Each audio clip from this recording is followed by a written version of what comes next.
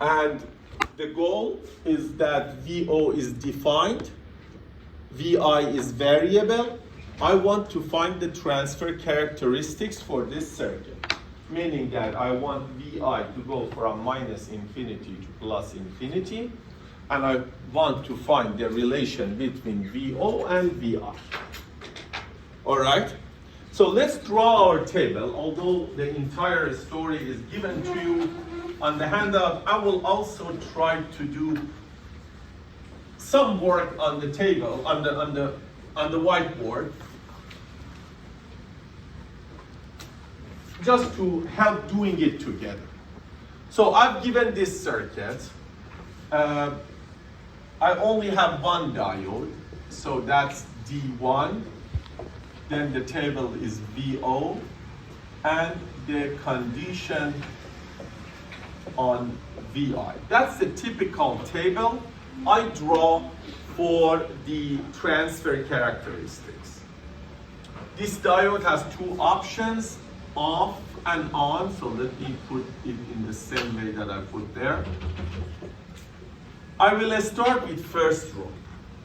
Now, up to this point, it is mechanical, right? You only recognize that there is a diode, so you only have two rows. Is that clear? So, if the diode is on, then it will be replaced by what? By a short circuit, right? That's my short circuit. Now, I cannot emphasize it more. As soon as you put the short circuit, you draw an arrow showing the direction of current, because then you're going to use that to test your assumption.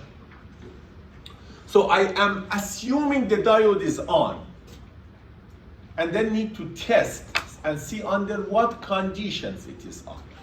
So do you agree that this is a very trivial circuit relating VO and VI? Yes.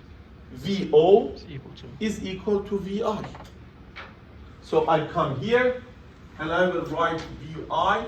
Yes, go ahead. Yeah, can you explain how you knew the current would be in that direction? The current in a diode is always from P to N. That's the standard we use for current. So if this is P, this is N, this is P, this is N. So now you need to test. So that's the next step of cookbook. Usually, most of your energy is spent on testing the hypothesis, especially in the circuit that has more than one diode. So the diode is on, meaning that I have no voltage across it, right? Voltage is zero. So I need to find this current, I diode, and I need to make sure it is positive. Is that clear what I test? Let's find ID. ID is equal to VI over R. Everybody is with me or not? This is very basic circuit theory. Yes. And test is that D1 is on, that ID should be positive.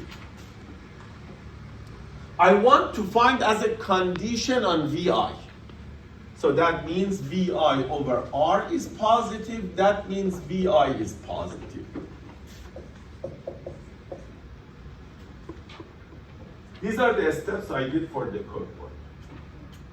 Now, I want to see whether you agree with me on the conclusion that I am making. By doing this process of assumption, replacement, calculation, and testing, I conclude that for VI greater than 0, the diode is on and the output is equal to VI. Let me say it again. I conclude that for VI greater than 0, the diode is on and the output and input are equal. VO is equal to VI. Let's go through the next step. Off. When the diode is off, you will replace it by an open circuit in an ideal model. And that is what's shown here.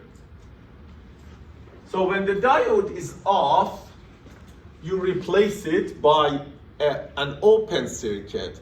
And I cannot emphasize it more.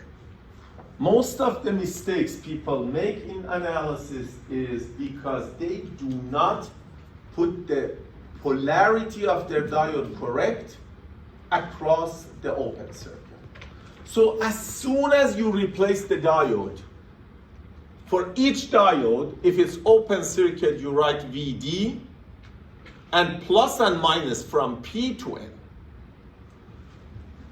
I hope this is also simple in analysis, and you agree with me that VO is 0. There is no current going through the circuit, therefore R times I is 0. Okay? Now, in order to test my condition, I need to find VD of the diode. And VD of the diode is VO minus 0, VI minus 0, which is VI. Do you agree? The entire voltage will appear across the open circuit. Is that correct? And my test will tell me that VD has to be less than 0. Because it has to be reverse bias, which therefore means VI less than 0.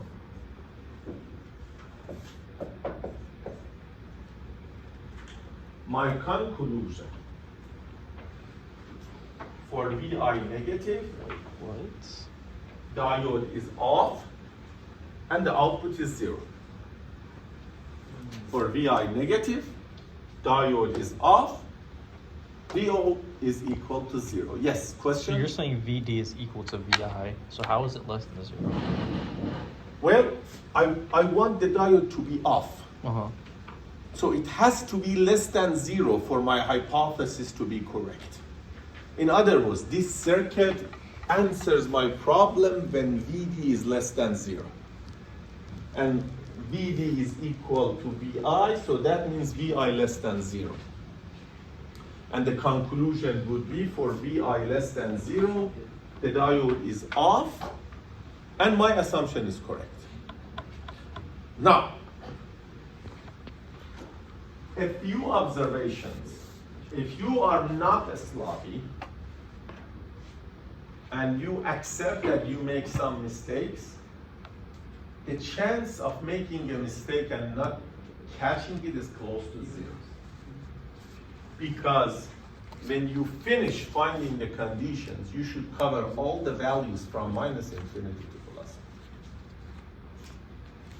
If there is any value of VI or any range of VI missing, you made a mistake. Because for every value that you apply, the diode would be in one condition and you should get one out. So,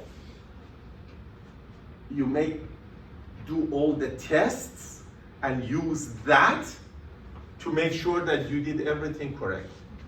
Or you may skip the last test. So I do replacement, I get VO equals 0. I don't care about VD and anything else. I said, okay, I already covered VI greater than 0. So this case should give me VI less than 0, without any test. Now, the caveat is if I make a mistake here, that mistake will continue here.